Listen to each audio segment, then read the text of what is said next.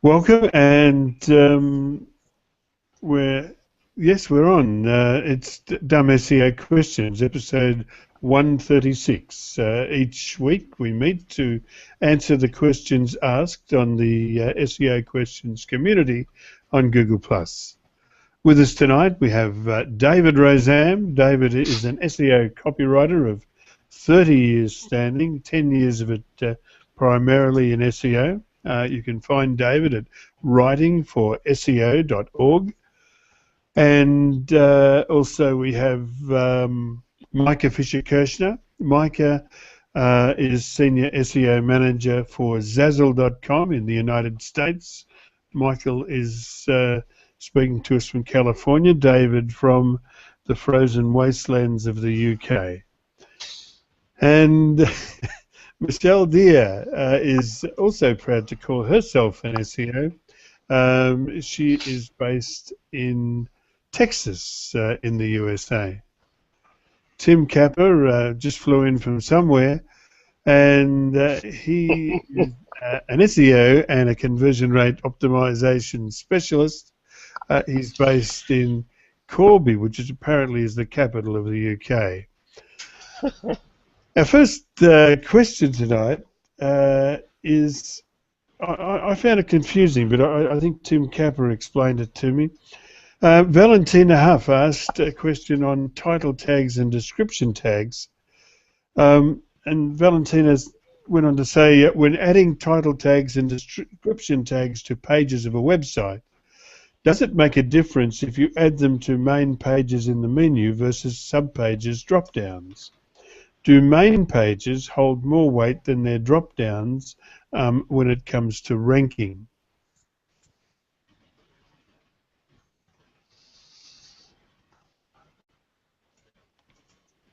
Well, if we understood this question correctly, also, I should clarify. Google ranks pages, not websites. So whether each page, whether it be a sub page or whatever, it has to compete against any other page on its own merits. It doesn't matter the site it belongs to. Yeah, I mean, ordinarily, you're muted, Tim, or at least maybe I am. Am I muted? No, you're fine. Yep. Yeah. Hello. Have I got sound? Yes, yeah. You have got sound. Yes. Yes.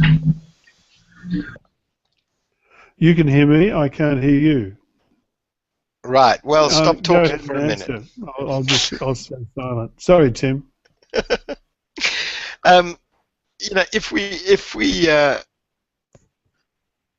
If we understand this question correctly, well, first off, every page should have its own unique title and a description for it, because that title and the description is seen in the search results, and that should entice someone, or be descriptive enough to entice someone to obviously want to click on that particular page in the search results.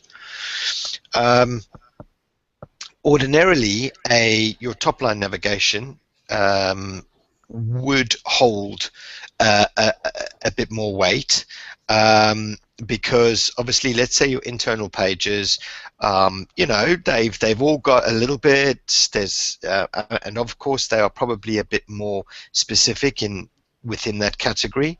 But if they build up, and I'm going to say the word page rank, which I dislike, but let's say each of those little subcategory pages builds up over time their own little bit of authority and page rank.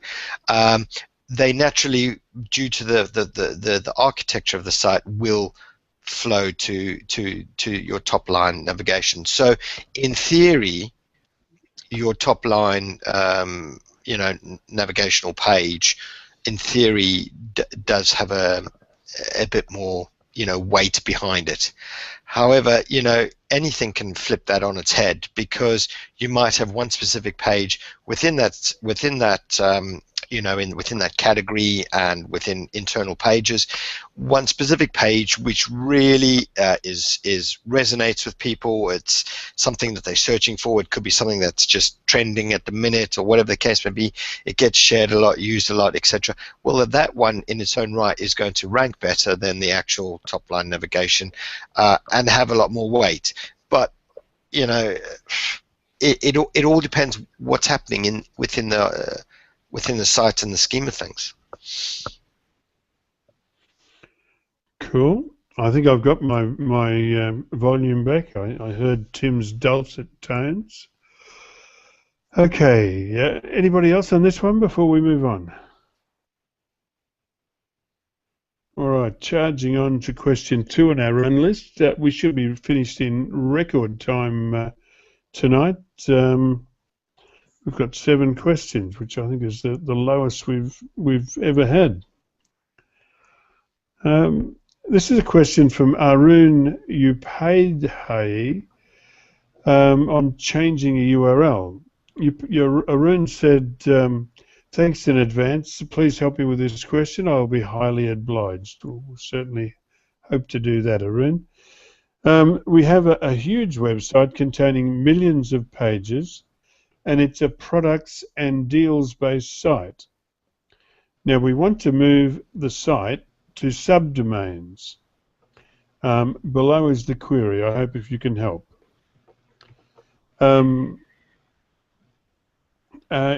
Case 1, the domain is moved to a subdomain, www.domain.com, moved to products.domain.com/deals.domain.com. And we do not want to use 301 redirection from the old domain to the subdomain, because more than 40% of traffic is still coming to the old domain. Where's the other traffic going to? And the old pages are also ranking well in search engine result pages as well. We do not want to lose pages and their ranks in search engine result pages plus visits. Case number 2, the old deals pages are ranking well in search engine results pages with expired deals status, and the domain is moved to a subdomain, products.domain.com, deals.domain.com. We do not want to remove the old deal pages because of their ranking and traffic. In order to maintain the traffic and the search engine results pages rank, what could be the best way to deal with this situation? Thanks again. Just before somebody else jumps in to answer this, and I know that there's one person here that does manage a site with millions of pages. Well, actually, there's quite a few here that manage large sites, but I was thinking of Micah in particular. I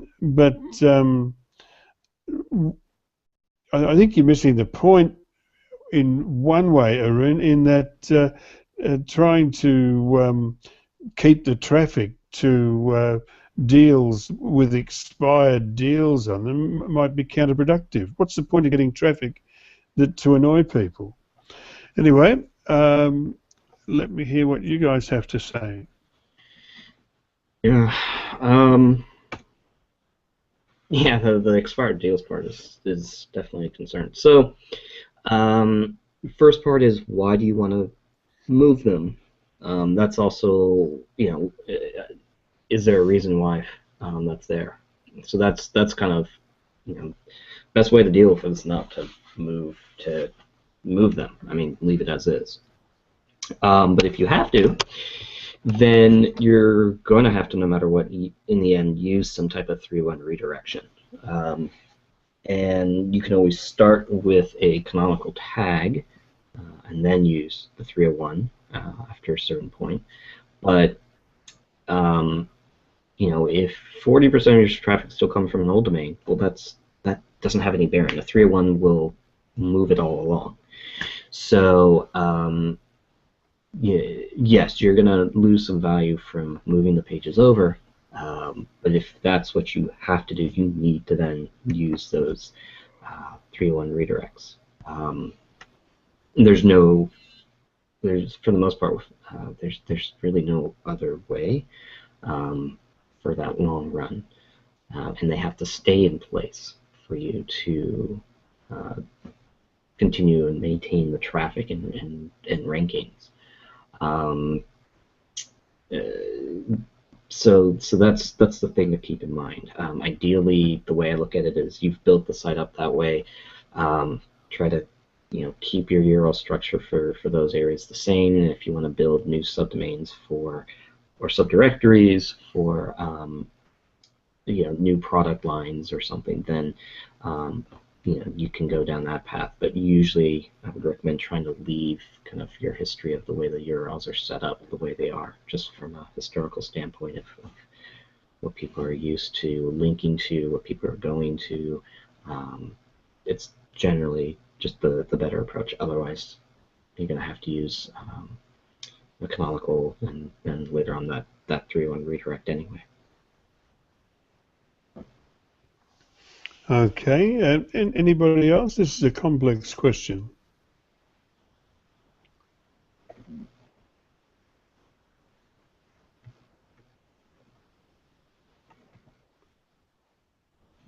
Okay, Micah, I thought that was an excellent answer, and Arun, I hope you did too.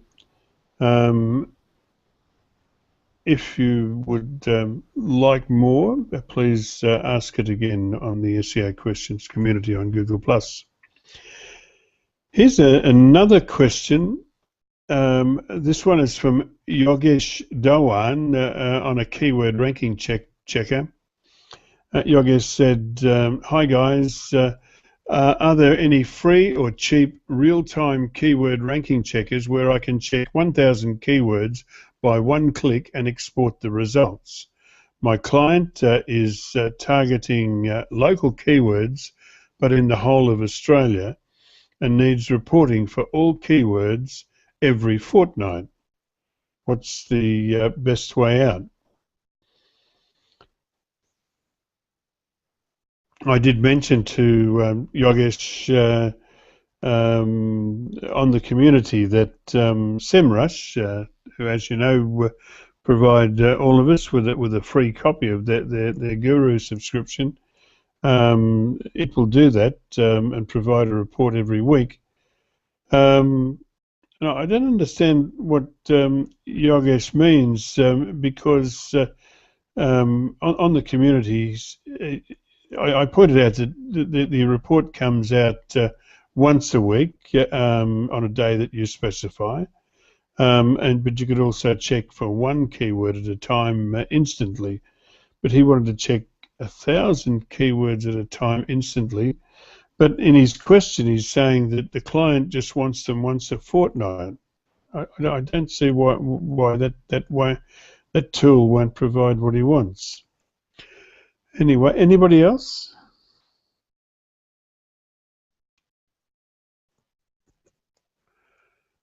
All silent? All right. Can I ask any of you how you're finding SEMrush? Yeah, fine, good. I'm using it a lot, and I'm using it precisely for this purpose for many sites. That's good. And it's very good, but it's not for free, and the problem is that whichever way you want to do this kind of thing, you're going to have to pay for it. Yeah, I mean, the thing is, you're not going to find it cheap. You're going to have to go to the client and say, right, if you want this, it's going to cost X amount a month, because, well, I don't even think basic packages cover 1,000 keywords. I mean, you're going to, yeah, I mean, you're looking at a couple hundred a month for that, for a minimum of 1,000 keywords.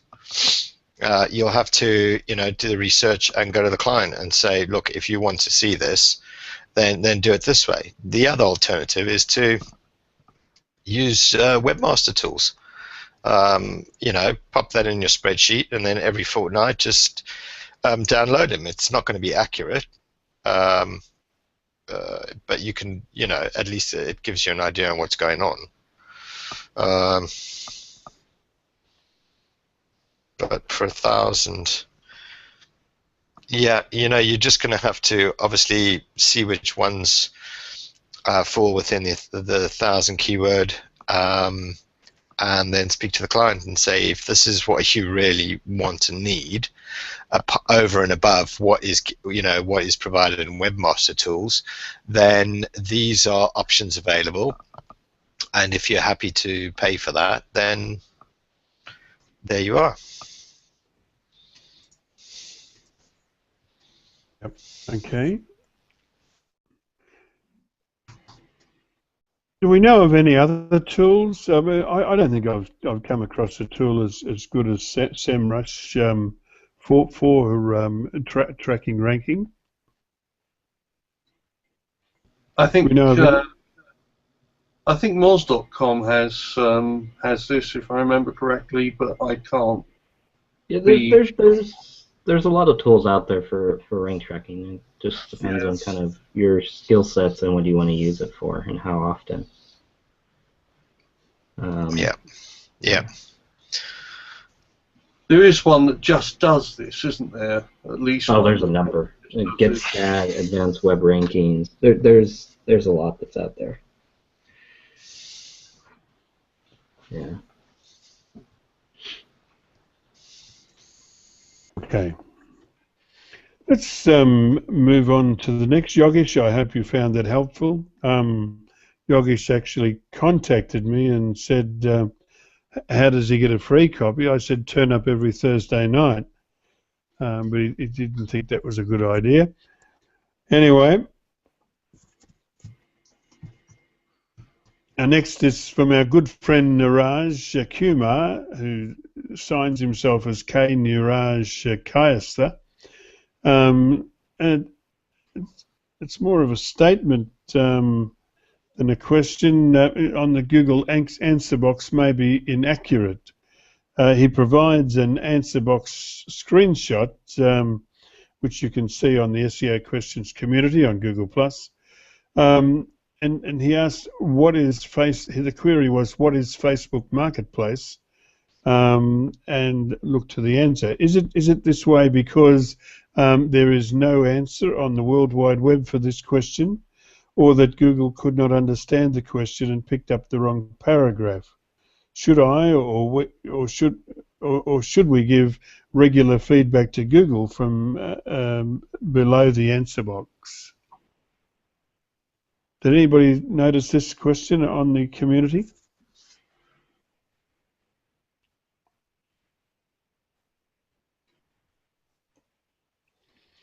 Yeah, I mean, the answer box wasn't the very best one that it could have given, but I mean, what he's asking is, how do you obviously provide feedback? I suppose from the feedback page, whether Google would act upon it, look at it, that's a completely another story. Yeah,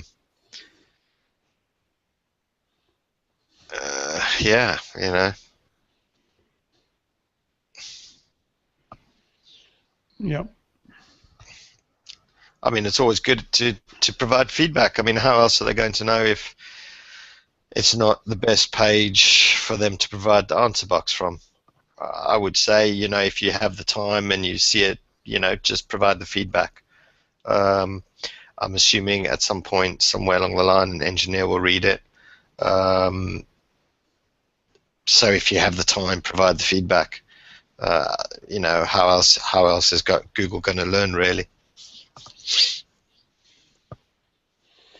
Okay.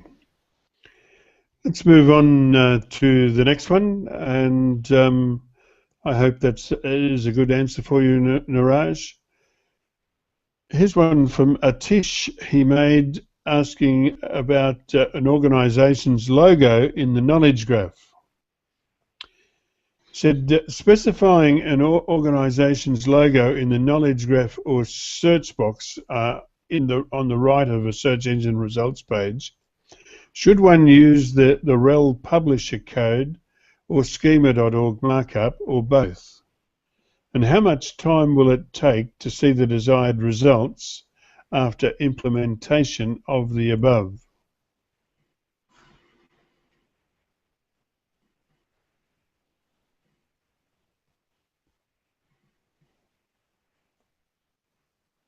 Well, there isn't a kind of a set time. If you've added your schema markup onto your organization logo,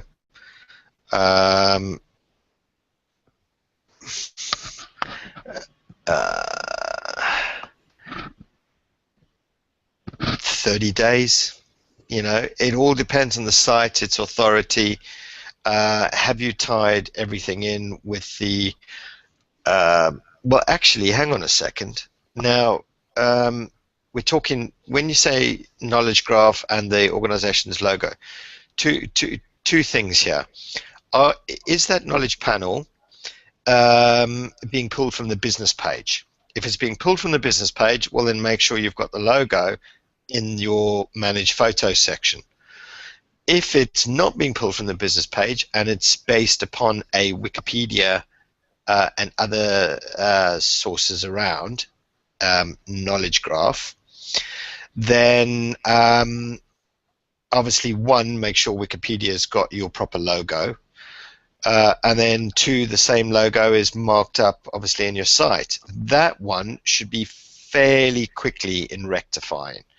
That should be, you know, quite quick. If it's your business page, then obviously you've got to make sure that your logo is also the exact same logo is also in your manage photo section on your business page. That one may take a little while longer, and also you can't quite specifically specify logo to be shown in the business page because Google alternated between your header image, logo, and where appropriate, depending on the search query that they're showing your knowledge panel in, they may also show internal images or images from your manage photo section.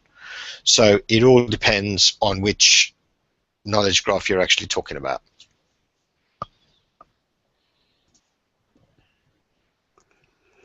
Okay, anybody else?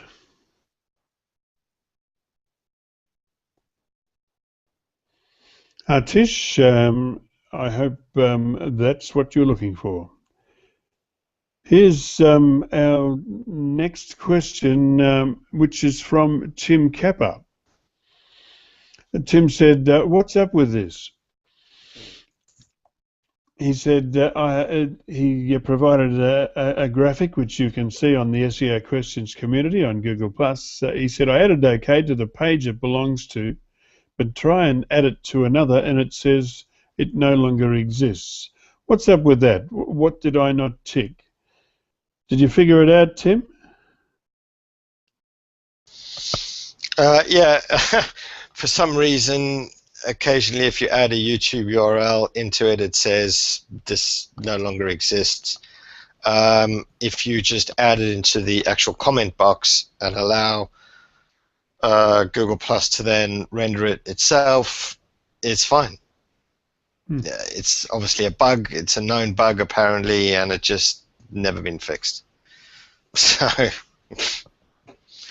one of those things. If you've got a YouTube video that you're trying to add to Google Plus and it says it doesn't exist when it quite clearly does, just add it in the comment box and it will then pick it up and display it itself. Cool. All right. I think this is our last question for the night. Good heavens. Whatever happened to those 8-hour hangouts? Here's one from Vo Thang, and Vo asks about backlinks. He or she said, when I checked with one definite keyword, I see my competitors have a URL in the top 10. I have checked and seen these websites have multiple backlinks.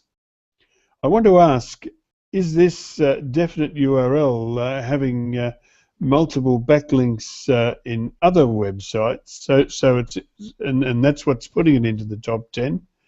If so, how do I check the backlinks of this definite URL? Thank you very much. Sorry, my English is not good. That's okay, mate. Your English is better than our Vietnamese.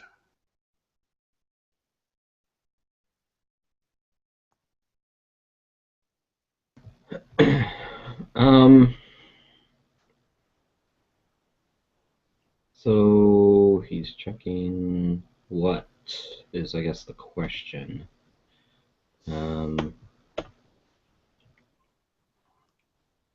mean, okay, so like, is he using any tools? I guess that's ranking.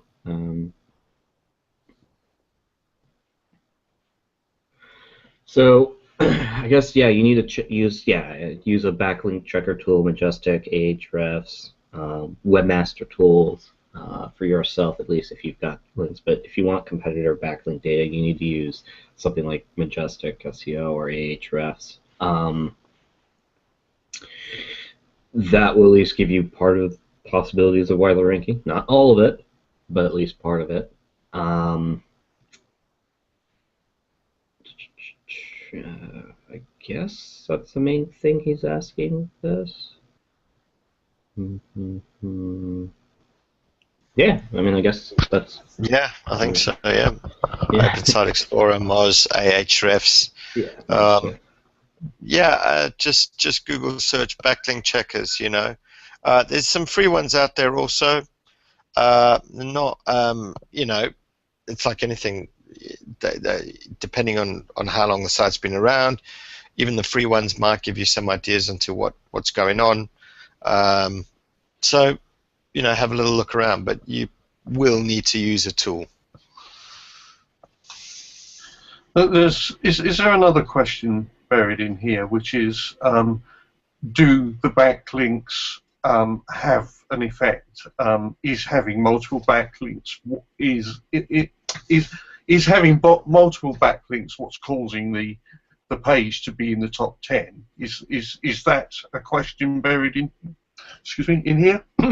I think definitely. So the answer to that is number is not, you know, more isn't best. Quality is the game these days. So have a look at the backlinks that's going to that page, and have it and see what they are. Are they coming from quality sites? Are they rubbish quality backlinks from directories? Do they keep using the same link text? So you need to look closely at the quality and the nature of the backlinks, but good ones will certainly help.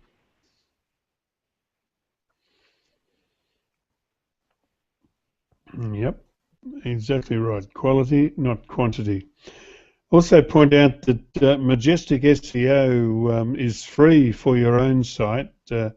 If you what you have to do though, you have to allow them to crawl your site. But if you register your own sites, you can get free access to Majestic SEO for your own data. All right, well, it looks like we've done it again. We've covered all of the questions asked on the SEO Questions community on Google+. That doesn't feel like we've achieved much tonight, only 7 questions, but oh well. So now we move on to our weekly news roundup, and I think we only have 2 items there too. So anyway, this one was posted by Edwin Yonk, titled Wikidata and Google Knowledge Graph. And I think, well, maybe I should ask Michelle Deere, because I see that you made some comments on the community, or at least maybe it was on another article. But anyway, Michelle, what's your take on this article published by Edwin Yonk? It can be seen on the SEO News community on Google+. Well, this article was published based upon an internal chat that occurred with respect to the shutdown of Freebase and the movement over to Wikidata. So I read it the night before Edwin published it over to our questions area, or our news area. And the reason that I was worried about the content of the article was because, and this was a dumb question on my part, I wasn't familiar with the two individuals in the chat. Well, there were three individuals, but the two that were highlighted, and I think it was Search Engine Journal that, and excuse me, that had written the article, and forgive me if I say that wrong. Yeah, it was Search Engine Journal. And they had called those two individuals thought leaders. And so I didn't take the time to go and look up the two individuals. They were listed by name, their chat IDs. And the reason that I took issue with that was because if you look at the way that the two individuals spoke in chat, and it was an internal chat, but they just didn't convey themselves as anybody that were people that would be making decisions, and the entire article was based around the content of the chat as definitive statements of what was going to occur, or decisions that were going to be made. And so I was questioning the veracity of the article a little bit. Doesn't mean that the information is inaccurate. I was just questioning the veracity a little bit. So please, when you read it, take it with a grain of salt. But again, if the people involved in the chat are definitely thought leaders, then ignore everything that I've said. Okay, I haven't heard of these two guys either. Anyway, anybody else on this one? Oh, well, I'm glad we had a 2-hour green room. All right. Hey, sometimes, sometimes a shorter hangout. Here's one posted by our very own Michelle Deere on the mobile-friendly algorithm. A quick update from Barry Schwartz. First comment is worth noting. And the note from Google, the mobile-friendly algorithm does not affect your AdWords quality score. It shouldn't be news to anybody because Google is composed of separate silos, and the thought of having Google AdWords reps mixing with the search quality team, enough to give anybody nightmares. Is that? It is. Baruch, how are you, buddy? Good, yourself? I'm well. Yourself? Oh, been busy with all the mobile stuff. Ah. The fake get-in. Yeah, well, we haven't seen much. Yeah. We haven't seen much at all.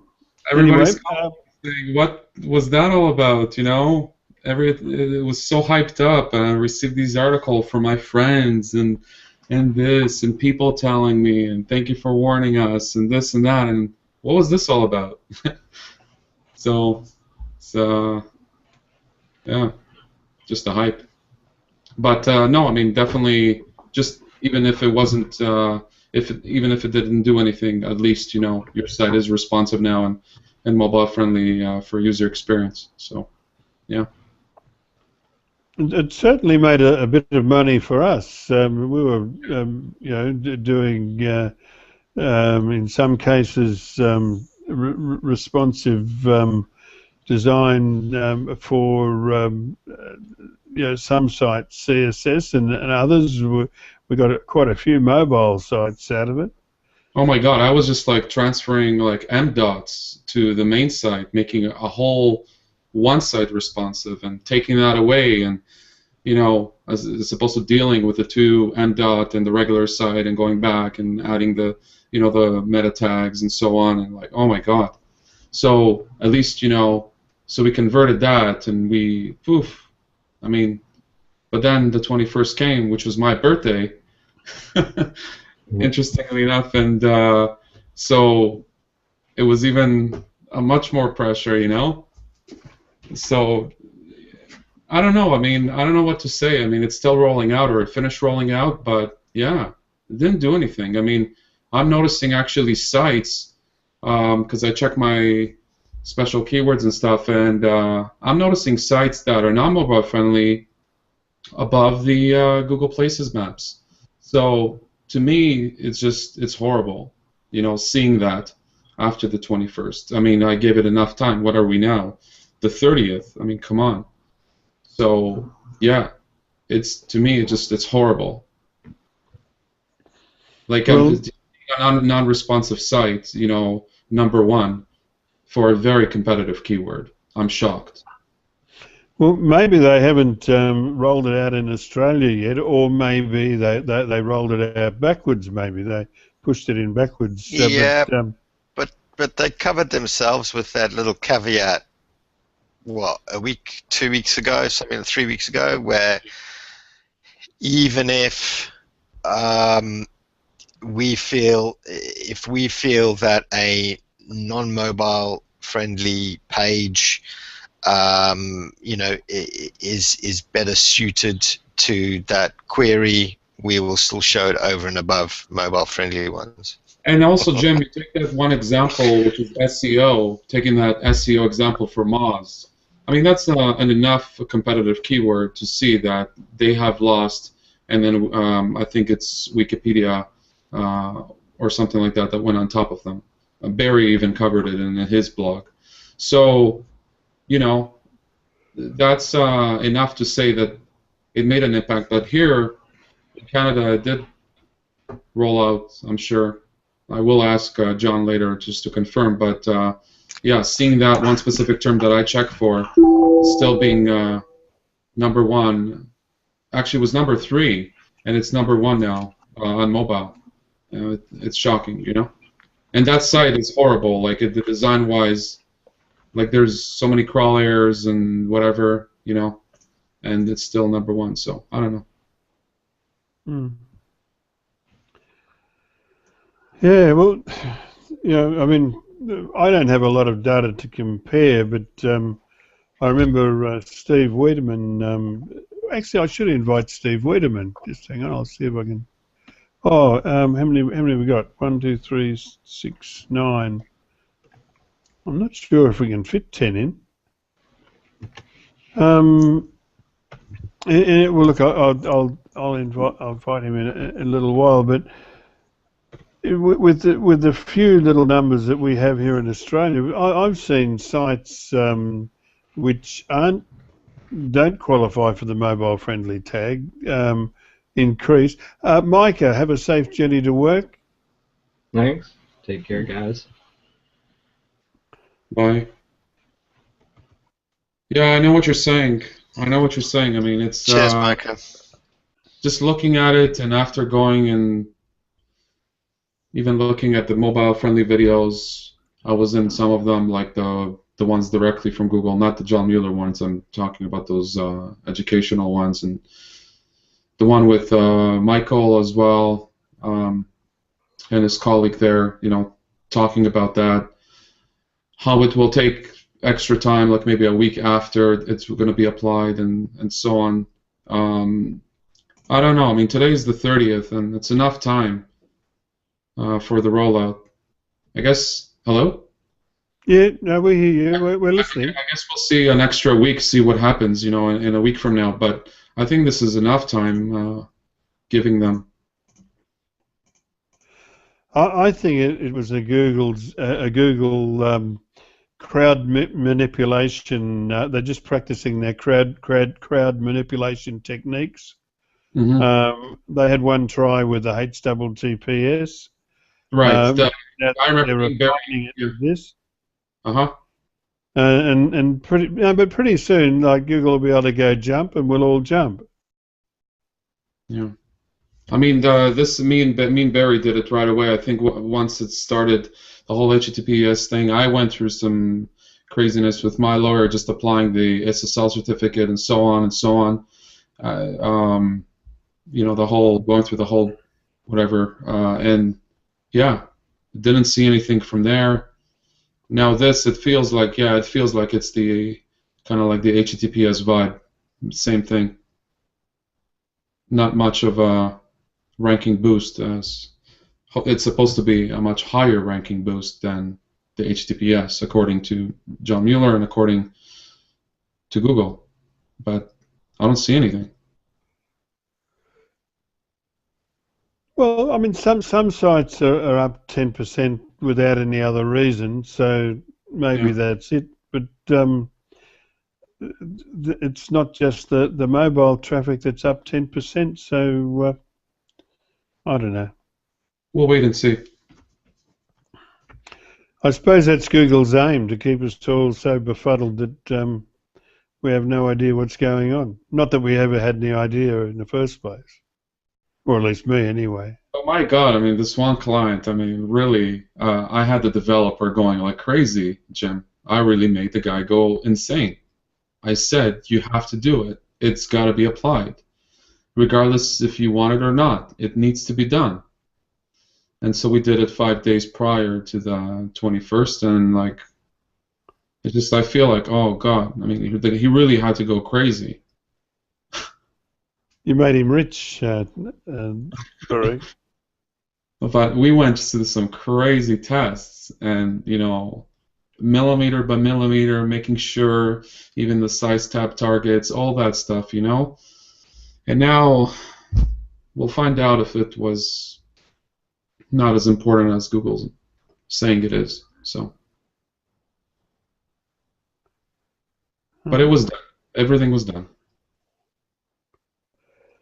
Yeah, well, in the general scheme of things, I don't think it's achieved much. Although, look, I'm going to use part of the money that Google generated for me to fly to Adelaide tomorrow to meet up with Tony McCreath. So all's not lost. I mean, the Google Mobile Friendly campaign was useful for something after all.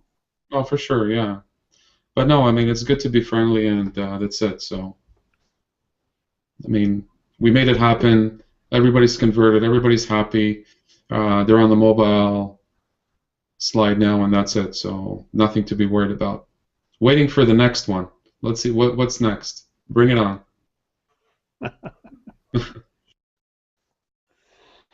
Yeah. All right. Do we have any other items of general business?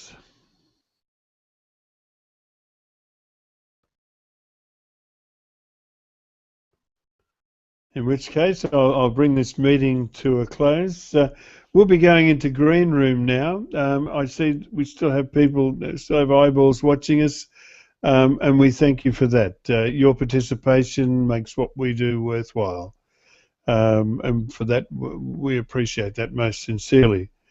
We'll be back the same time next week to do it all again, and hopefully next week.